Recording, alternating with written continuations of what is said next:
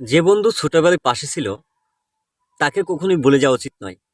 কারণ সে ছিল জীবনের প্রথম সহযাত্রী, যার সঙ্গে হাসি, কান্না, খেলাধুলা এবং কঠিন মুহূর্তগুলো ভাগ করে নেওয়া হয়েছে।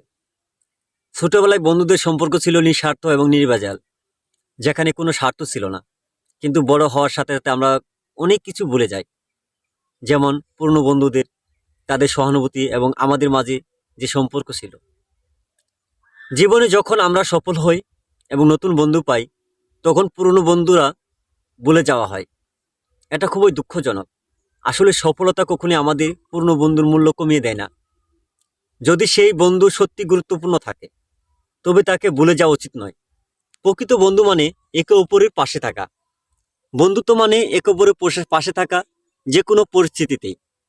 ছোটবেলার বন্ধুকে সম্মান ও মূল্য দেওয়া, তাদের প্রতি কৃতজ্ঞ থাকা আমাদের সত্যিকারের সাফল্য